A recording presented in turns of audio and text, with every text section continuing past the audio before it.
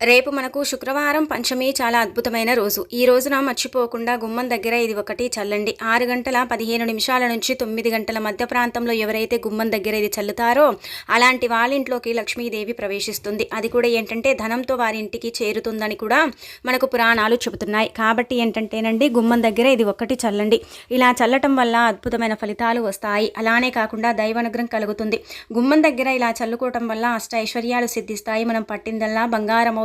అద్భుతమైన ఫలితాలతో మనం దూసుకు వెళ్ళటానికి కూడా అవకాశం ఉంటుందని చెప్పొచ్చు. కాబట్టి శుక్రవారం పూట ఖచ్చితంగా మీ ఇంటి గుమ్మం దగ్గర ఇది చల్లేసుకుంటే సరిపోతుందండి. చాలా మంచి రిజల్ట్ని చూసే అవకాశం ఉంటుందన్నమాట. అలానే వచ్చేసి ఏంటంటే కనుక శుక్రవారం ఖచ్చితంగా కొన్ని నియమాలను ఆచరించండి. ఇది ఒకటి గుమ్మం దగ్గర చల్లేసుకోండి, మంచి శుభ ఫలితాన్ని పొందండి. అసలు ఏం చల్లాలనేది తెలుసుకునే ముందు ఒక చిన్న రిక్వెస్ట్ అండి, వీడియోని పూర్తిగా చూడండి, నచ్చితే లైక్ చేయండి, కొత్తగా చూస్తున్నట్టయితే సబ్స్క్రైబ్ చేసుకోండి. నార్మల్గా ఏంటంటే కనుకనండి మనం గుమ్మాన్ని అంటే పూజిస్తూ ఉంటాము, ఆరాధిస్తూ ఉంటాము. ఎంత లేని వారైనా సరే శుక్రవారం గుమ్మానికి పసుపు రాసి కుంకుమతో బొట్టు పెడుతూ ఉంటారు. నార్మల్గా ఏంటంటే కనుక మన ఇంటి గుమ్మానికి ఎన్ని పెయింట్లు ఉన్నా సరేనండి, మనం ఏంటంటే దానిపై నుంచి ఖచ్చితంగా పసుపు రాయాలి. గుమ్మానికి మనం ఏంటంటే కుంకుమతో బొట్టు పెట్టాలి. ఆ తర్వాత మనం గుమ్మంపై గీతల ముగ్గు వేసుకోవాలి.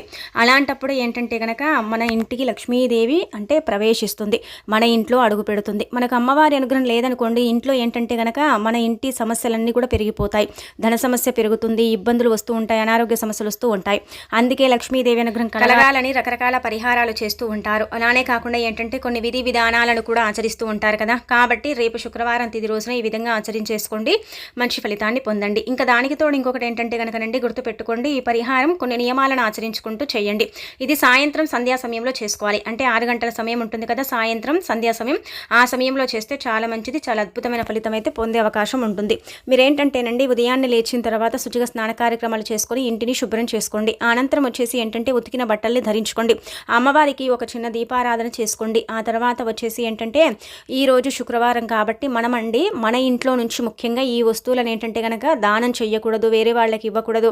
అలానే ఏంటంటే వేరే వాళ్ళ ఇంటి నుంచి కూడా మన ఇంటికి తెచ్చుకోకూడదు. అలా చేస్తే మాత్రం మన ఇంటి లక్ష్మీదేవి వెళ్ళిపోతుంది. వేరే వాళ్ళ దగ్గర నుంచి మన వస్తువులు తీసుకుంటే ఆ లక్ష్మీదేవి మన ఇంటికి వస్తుందన్నమాట. అందుకే ఇలా చేయకండి. ముఖ్యంగా మన ఇంట్లో నుంచి పాలు, పెరుగు, రాళ్ళ ఉప్పు, అలానే కాకుండా పసుపు దానం చేయకూడదు. ఒకవేళ బదులుగా కూడా ఇవ్వకూడదు. అలా ఇస్తే మన ఇంట్లో నుంచి లక్ష్మీదేవి వెళ్ళిపోతుంది.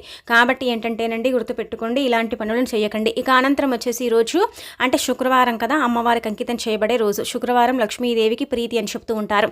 కావున ఈ రోజున ఏంటంటే కనుకనండి ఐశ్వర్య దీపాన్ని వెలిగించండి. అదేనండి మనం గల్లులుప్పుతో దీపం పెట్టుకుంటూ ఉంటాం కదా, ఆ దీపం ఏంటంటే కనుక కష్టాల నుంచి మనని బయటపడేస్తుంది. మనకు విపరీతంగా కష్టాలు ఉన్నప్పుడు ఈ దీపం పెట్టుకుంటే చాలా మంచిదని పురాణాలు చెబుతున్నాయి. కాబట్టి మీ వీరుడి బట్టి ఏంటంటే కనుక చక్కగా ఉప్పు దీపాన్ని వెలిగించుకోండి. ఈ దీపం ఏంటంటే కనుక మీ కష్టాల నుంచి మిమ్మల్ని గట్టెక్కించడానికి, కష్టాలను తీర్చడానికి చక్కగా పనిచేసే పరిహారం కాబట్టి ఈ దీపాన్ని ఈ విధంగా ఆచరించేసుకోండి, ఫలితాన్ని పొందండి. ఇంకా అలానే కాకుండా ఏంటంటేనండి గుమ్మం దగ్గర ఇది చల్లటం వల్ల అద్భుతమైన ఫలితాలు అయితే వస్తాయి. మన జీవితం మారిపోతుంది, మన కష్టైశ్వర్యాలు కలుగుతాయి, ఇంట్లోకి లక్ష్మీదేవి ప్రవేశిస్తుంది. ఆ ఇంటిని ఎల్లప్పుడూ కూడా ఆ తల్లి కాపాడుతూ ఉంటుందని శాస్త్రాలు చెబుతున్నాయి. కాబట్టి ఈ విధంగా ఆచరించండి. గుమ్మం దగ్గర ఇది చల్లటం వల్ల దుష్టశక్తులన్నీ కూడా మన ఇంట్లో నుంచి బయటికి వెళ్ళిపోతాయి. మన ఇంట్లో కొన్నిసార్లు ఏంటంటే కనుకనండి అనుకోకుండా అంటే ఇలా ఏంటంటే అనుకోకుండా ఏంటంటే దైవానుగ్రహం తగ్గి మన ఇంట్లో చాలా వరకు కూడా ఇబ్బందులు వస్తూ ఉంటాయి. అలాంటప్పుడు ఏంటంటే కనుక ఎలాగైనా సరే దైవానుగ్రహాన్ని కలిగించుకోవాలి, ఇంట్లో అంటే ఉండే దుష్టశక్తులను దూరం చేసుకోవాలని బాధపడుతూ ఉంటారు కదా, అలాంటి వాళ్ళ పరంగా అయితే ఈ పరిహారం ఉపయోగపడుతుంది. ధన సమస్యతో కొట్టుమిట్టాడేటప్పుడు కూడా ఈ పరిహారం చేసుకుంటే ధనం చక్కగా చేతికి అందుతుంది, లక్ష్మీదేవి ఇంట్లో తిష్ట వేస్తుంది. కాబట్టి రేపు శుక్రవారం ఖచ్చితంగా సాయంత్రం సంధ్యా సమయంలో ఈ పరిహారం చేయండి. ఇక్కడ చూస్తున్నారు కదండి, ముఖ్యంగా ఏంటంటే కనుక ఒక గ్లాసులో నీళ్ళని తీసుకోండి. అందులో చిటికెడంత కుంకుమ, పసుపు, అలానే కాకుండా కొంచెం గంధము, అనంతరం వచ్చేసి ఏంటంటే కనుక కొద్దిగా అక్షంత్రాలండి, ఇవన్నీ కూడా కలపాలి. ఆ తర్వాత వచ్చేసి ఏంటంటే కనుక ఇందులో ముఖ్యంగా 2 పదార్థాలు అంటే పాలు, అలానే కాకుండా తులసి కోటలో నుంచి మట్టిని తీసుకొని చిటికెడంతా కలపాలి. ఇవన్నీ కూడా ఎందుకండి ఇన్ని కలుపుకోవాలండి అంటే కనుక అవునండి ఇన్ని కలపాలి. ఇన్ని కలపాలని మనకు ఏంటంటే కనుక పురాణ గ్రంథంలో చెప్పబడుతుంది. ఇలా చేసుకోవడం వల్ల ఏంటంటే లక్ష్మీదేవిని మనము మన ఇంటికి ఆహ్వానించినట్టు, ఆ తల్లి రాకను మనం ఏంటంటే కనుక చక్కగా స్వాగతించినట్టు అని మనకు శాస్త్రం చెబుతుంది. కాబట్టి ఈ విధంగా చేసేసుకోండి. అందుకే మీరు ఒక గాజు గ్లాస్ని తీసుకోండి, లేదంటే స్టీల్ గ్లాస్ని అయినా సరే తీసుకొని అందులో మన ఇంట్లో ఉండేవి అండి కుంకుమ, పసుపు, గంధము, అక్షంతలు మన ఇంట్లో ఉంటాయి. అవి చిటికెడు ఆ నీటిలో వేసుకోవాలి. ఆ తర్వాత తులసి కోటలో నుంచి చిటికెడు కంటే కొంచెం ఎక్కువగా మట్టి తీసుకోండి. తులసమ్మ పవిత్రమైనది కదా, పవిత్రమైన మొక్కగా మనం పూజ చేస్తాము, భావిస్తాము, నీళ్లు అంటే సమర్పిస్తూ ఉంటాము ప్రతిదినము. చక్కగా తులసి కోట దగ్గర మనం పూజ కార్యక్రమాలు చేస్తాం కాబట్టి ఆ మట్టికి అత్యంత శక్తి ఉంటుందన్నమాట. ఆ మట్టిని నీటిలో కలిపినప్పుడు ఏంటంటే కనుక అది మట్టి నీళ్ళల్లో నీలమైపోతుంది. అలా అయినప్పుడు ఏంటంటేనండి అందులో ఉండే కొన్ని శక్తులు యాక్టివేట్ అవుతాయి. దానివల్ల ఏంటంటే మనకు మంచి ఫలితాలు వస్తాయని శాస్త్రాలు చెబుతున్నాయి. కాబట్టి చిటికెడు కంటే కొంచెం ఎక్కువ మట్టిని తీసుకొని నీటిలో కలపండి. మట్టి నీళ్ళల్లో వేసినప్పుడు ఆ మట్టి మొత్తం అడుగు భాగానికి అంటే వెళ్ళిపోతుందండి. పైనుంచి మనకు నీళ్లు కనిపిస్తాయి. ఆ నీటిని గుమ్మం దగ్గర చల్లుకోవాలి. ఇక పాలు ఏంటంటే కనుక అర స్పూన్ అన్ని తీసుకోండి. టీ స్పూన్ ఉంటుంది కదా, అర స్పూన్ పాలు తీసుకోండి. తీసేసుకొని ఇదంతా కూడా కలిపేసి గుమ్మం దగ్గర చల్లేసుకోండి. ఇంకా మీకు తిరుగుండదనమాట. చాలా అద్భుతమైన ఫలితం వస్తుంది. మీ జీవితం మారిపోతుంది. ఎవరికైతే సంపాదన తగ్గిపోతుంది, లక్ష్మీదేవి అనుగ్రహం కలగటం లేదు, ఎంత చేసుకున్నా కానీ మాకైతే ఫలితాలు ఉండట్లేదని బాధపడతారు కదా, అలాంటి వాళ్ళ పరంగా అయితే బాగా కలిసి వచ్చే పరిహారం అండి. చాలా చక్కగా ఏంటంటే కనుక ఉపయోగపడే పరిహారం కాబట్టి ఇలా నమ్మకంతో ఈ పరిహారాన్ని ఆచరించేసి ఫలితం పొందండి. శుక్రవారం పూట ముఖ్యంగా ఈ పరిహారాన్ని చేసుకోండి. చాలా మంచి రిజల్ట్ని పొందుతారు. సంధ్యా సమయంలో ఏంటంటే కనుక లక్ష్మీదేవి భూమిపైన సంచరిస్తూ ఉంటుంది. అంటే భూలోకానికి వచ్చి భక్తులకు అంటే ఇలా దర్శనమిస్తూ ఉంటుంది. ఏ ఇల్లు బాగుంటే ఆ ఇంటిని ఆ తల్లి నచ్చుతూ ఉంటుందని మనకు శాస్త్రాలు చెబుతున్నాయి. ముఖ్యంగానే మన పెద్దవారు మనకు చెబుతూ ఉంటారు. సాయంత్రం ఏంటంటే కనుక లక్ష్మీదేవి ఇంటికి వస్తుంది కాబట్టి లైట్లు వేసిన తర్వాత ఇంటిని ఊడవకూడదు, అలానే కాకుండా దూసుకోకూడదు, దానికి తోడు నిద్రించకూడదని మన పెద్దవారు చెబుతూ ఉంటారు. ఆ ఇంట్లో ఏంటంటే కనుకనండి లక్ష్మీదేవి రాక అనేది జరగదు. కాబట్టి ఏంటంటే మీ ఇంట్లోకి ఆ తల్లి రావాలన్నా ప్రవేశించాలన్నా ఇలా చిన్న చిన్న పరిహారాలు చేసుకోవాలి. ఇవన్నీ కూడా ఏంటంటే శాస్త్రాల్లో చెప్పబడ్డవి, మన సొంతంగా చేసుకునేటివి కావు. కాబట్టి వీటి ద్వారా మనకు మంచి ఫలితాలే కలుగుతాయి. మంచి శుభ ఫలితాలను మనం చూసే అవకాశం అయితే ఉంటుంది. దానికి తోడు ఇంకొకటి ఏంటంటే కనుకనండి అద్భుతాలను చూసే అవకాశం కూడా ఉంటుంది. ముఖ్యంగా మన ఇంట్లో ఉండే నెగిటివ్ అంతా కూడా తొలగిపోయి పాజిటివ్ ఎనర్జీ ఏర్పడి మనకు ఉండే ధన సమస్య అంతా కూడా పూర్తిగా తొలగిపోయి లక్ష్మీదేవి మన ఇంట్లో తిష్ట వేసుకుని కూర్చుంటుంది, మనకు ఐశ్వర్యాన్ని ఇస్తుందని ఒక రకంగా చెప్పొచ్చు. కాబట్టి ఈ విధంగా ఏంటంటే మీరు ప్రయత్నించండి. ఇక ఆ తర్వాత ఏంటంటే కనుకనండి ఈ నీళ్ళన్నీ కూడా గుమ్మం దగ్గర అంటే గుమ్మం మీద గుమ్మం దగ్గర అలానే కాకుండా తలుపులపై మూలల్లో గదుల్లో చిలకరించుకోండి. పూజ గదిలో కూడా చిలకరించవచ్చు. నీళ్లు మాత్రమే మనం చిలకరించుకోవాలి. అందులో ఉండే పదార్థాలు ఈ పసుపు బియ్యం అంటే అక్షంతలు కావచ్చు, ఇవన్నీ కూడా అడుగు భాగానికి చేరిపోతాయి. కాబట్టి పై నీళ్లతోనే మనం ఈ పరిహారం చేసేసుకుంటే సరిపోతుందన్నమాట. ఇలా చేయటం వల్ల అయితే మంచి ఫలితాలను చూసే అవకాశం ఉంటుందని చెప్పొచ్చు. కాబట్టి ప్రయత్నించుకోండి, ఫలితం పొందండి.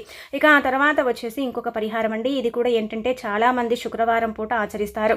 ఈ పరిహారం ద్వారా మీకు మంచి మేలు చేకూరుతుంది. చాలా అద్భుతమైన ఫలితం వస్తుంది. ముఖ్యంగా నరదిష్టి నుంచి మీరు బయటపడతారు. ఇప్పుడు ఉండే అంటే సిచ్యువేషన్ ప్రకారం కావచ్చు, ఇప్పుడు ఉండే ఇబ్బందుల ప్రకారం ఏంటంటే కనుక ప్రతి ఒక్కరికి కూడా అండి నరదిష్టి పట్టి పీడిస్తుంది. నరదిష్టి వల్ల ఏంటంటే చాలా మంది కూడా సఫర్ అవుతున్నారు. నరదిష్టి తగిలిన ఇల్లు ఎప్పుడు కూడా అండి గుర్తుపెట్టుకోండి ఇలానే ఉంటుంది. ఆ ఇంట్లో తరచుగా అనారోగ్య సమస్యలు వస్తాయి. నరదిష్టి ఉన్న ఇల్లు ఎప్పుడు కూడా అనారోగ్యంతో నిండిపోతుందని పరిహార శాస్త్రం వివరంగా చెబుతుంది. ఆ ఇంట్లో ఎప్పుడు కూడా చీటికి మాటికి గొడవలు జరగటం, అనారోగ్య సమస్యలు రావటం, డబ్బంతా కూడా ఖర్చు అయిపోవటం, ఆ ఇంటిపై ఎక్కువగా దుష్టశక్తుల ప్రభావం అనేది ఉండటం, ఆ నరదిష్టి ఏంటంటే చెడుగా ఏర్పడి చాలా ఇబ్బందులకు కారణం కూడా కావచ్చు. నరదిష్టికి నల్లరాళ్ళు సైతం పగులుతాయని మన పెద్దవారు మనకు చెబుతూ ఉంటారు. కాబట్టి మీరు నరదిష్టిని తొలగించుకోవాలంటే శుక్రవారం పూట చక్కగా ఈ పరిహారం చెయ్యండి, సరిపోతుంది. చాలా చాలా అద్భుతమైన ఫలితం వస్తుంది. నరదిష్టి నుంచి మీరు బయటపడటానికి ది బెస్ట్గా పనిచేసే పరిహారం అని మనం చెప్పొచ్చు. కాబట్టి ఏంటంటే కనుకనండి శుక్రవారం పూట ఈ విధంగా ఆచరించుకోండి. ముందుగా మీరు ఏం చేయండి అంటే కనుకనండి కలబంద మొక్క మనందరికీ తెలిసిందే కదా. మనము గ్రామీణ ప్రాంతాల్లో కావచ్చు, లేదంటే కనుక మన పల్లెల్లో కావచ్చు, అలానే కాకుండా కొంతమంది పట్టణాలలో కూడా కలబంద మొక్కని ఇంటి గుమ్మానికి వేలాడదీస్తారు. అలా వేలాడదీయడం వల్ల ఏంటంటే కనుక 33 కోట్ల మంది దేవతల అంటే ఆ రూపం కలబంద మొక్క. అలానే కాకుండా ముఖ్యంగా ఏంటంటే కనుక ముగ్గురమ్మలు కొలువై ఉంటారు కలబంద మొక్కలు, అంటే లక్ష్మీదేవి, పార్వతీదేవి, సరస్వతీదేవి. కాబట్టి కలబంద మొక్క పరమ పవిత్రమైనది, చాలా శక్తివంతమైనది. కలబంద మొక్క ఎక్కడైతే ఉంటుందో అక్కడ పాజిటివ్ ఎనర్జీ ఏర్పడుతుంది. కలబంద మొక్క ఏంటంటే కనుకనండి చక్కగా మనకు ఫ్యూచర్ ఇస్తుంది. ఒక విషయాన్ని గుర్తుపెట్టుకోండి, కలబంద మొక్క కట్టిన ఇంటికి నరదిష్టి చాలా తక్కువగా ఉంటుందని మనకు సైన్స్గా కూడా ఏంటంటే ప్రూఫ్ అయిందని చెప్పొచ్చు. ఎందుకంటే ఈ మొక్క కట్టడం వల్ల నరదిష్టి అంతా కూడా ఆ మొక్క అబ్జర్వ్ చేసుకుంటుంది. ఈ ముగ్గురు అమ్మలు ఇందులో కొలువై ఉంటారు కాబట్టి వీళ్ళ ద్వారా మనకు అనుగ్రహం కలుగుతుంది, మన జీవితం మారుతుంది, మన కష్ట ఐశ్వర్యాలు కలుగుతాయి, మన ఇల్లు ఎప్పుడు కూడా తులతూగుతూ ఉంటుందని చెప్పొచ్చు. అందుకే మీరు ఒక శుక్రవారం రోజున ఏంటంటే కనుకనండి కలబంద మొక్కని పీక్కొచ్చుకోండి. తెచ్చుకున్న తర్వాత ఏంటంటే కనుక చక్కగా ఆ కలబంద మొక్కని శుభ్రం చేసేసి దాన్ని ఏంటంటే కనుక కుంకుమ పసుపుతో బొట్టు పెట్టండి. ఆ తర్వాత ఒక ఎరుపు రంగు దారాన్ని తీసుకోండి. ఇలా ఎరుపు రంగు దారం తీసుకొని అనంతరం వచ్చేసి ఏంటంటే కనుకనండి దాన్ని గుమ్మాన్ని అంటే మీ ఇంటి గుమ్మానికి వేలాడదీయండి. మీ ఇంటి ప్రధాన ద్వారం ఎక్కడైతే ఉంటుందో అక్కడ వేలాడ తీసుకుంటే చాలా అద్భుతమైన ఫలితం అయితే రావటం మీ కళ్ళతో మీరు చూడగలుగుతారని చెప్పొచ్చు. ఈ పరిహారం ద్వారా అయితే మీకు ఉండే నరదిష్టి చెడు దిష్టి అంతా కూడా వెలిగిపోతుంది, అంటే వెళ్ళిపోతుంది. ఆ దిష్టి నుంచి మీరు బయటపడగలుగుతారు. దిష్టి దోషాలు లేకుండా మీరు ఏంటంటే కనుక చక్కగా లైఫ్లో ముందుకు వెళ్ళడానికి అవకాశం ఉంటుంది. కాబట్టి ఈ విధంగా ఏంటంటేనండి మీరు ఆచరించేసి ఫలితం పొందండి. శుక్రవారం పూట ఈ పరిహారం చేసుకుంటే మీకైతే మంచి మేలు చేకూరుతుంది. చాలా చాలా అద్భుతమైన ఫలితం అయితే వస్తుంది. ఆ ఫలితాన్ని చూసి మీరు ఆశ్చర్యపోతారని చెప్పొచ్చు. ఏ ఇంట్లో అయితే నరదిష్టితో విపరీతంగా బాధపడిపోయి చాలా వరకు కూడా ఎన్ని పరిహారాలు చేసినా కలిసి రావటం లేదు, మేము అక్కడికి వెళ్ళి ఇక్కడికి వెళ్ళి చూయించుకుని పరిహారాలు చేసుకుని అలసిపోయామండి, కానీ మాకు నరదిష్టి పోవటం లేదని బాధపడుతూ ఉంటారు కదండి. అలాంటి వాళ్ళు ఏంటంటే కనుక ఈ యొక్క చిన్న పరిహారాన్ని మీరు శుక్రవారం పూట చేసుకోండి.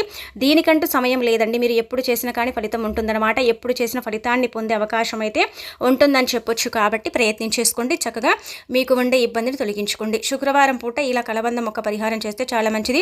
అలానే కాకుండా కలబంద మొక్కని ఏంటంటే కనుక మీ ఇంటి ఈశాన్యంలో పెంచుకోండి. అలా పెంచడం వల్ల సంపాదన పెరుగుతుంది, ఐశ్వర్యం కలుగుతుంది.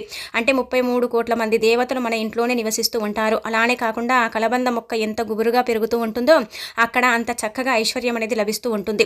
గుర్తుపెట్టుకోండి, ఐశ్వర్యం అంటే మనకు డబ్బు కూడా మనం పరిగణించవచ్చు. అలా ఏంటంటే కనుక కలబంద మొక్క పెరిగే విధానాన్ని బట్టి మన సంపాదన కూడా పెరుగుతుందని పురాణాలు చెబుతున్నాయి. కాబట్టి ఈ విధంగా ఏంటంటే కనుక మీ ఇంట్లో ఇప్పటి వరకు కలబంద మొక్క లేకపోతే కలబంద మొక్కని తెచ్చి నాటుకోండి. ఈశాన్యంలో పెంచుకుంటే చాలా మంచిదండి. కలబంద మొక్క కుడివైపుకు పెరిగితే మనకు అదృష్టం, ఎడమవైపుకు పెరిగితే మంది ఏడుపుల నుంచి మనం బయటపడగలుగుతాము. అలాగే కలబంద మొక్క స్ట్రేట్గా అంటే ఇలా పెరుగుతూ ఉంటుంది కదా, అలా పెరిగితే మన ఇంట్లోకి దేవతలు ప్రవేశిస్తున్నారని అర్థమని మనకు పరిహార శాస్త్రంలో చెప్పబడుతుంది. కాబట్టి ఈ విధంగా కలబంద మొక్కని మీ ఇంట్లో తెచ్చి పెట్టుకోండి, గుమ్మానికి కట్టుకోండి, చక్కగా ఫలితం పొందండి మీరు.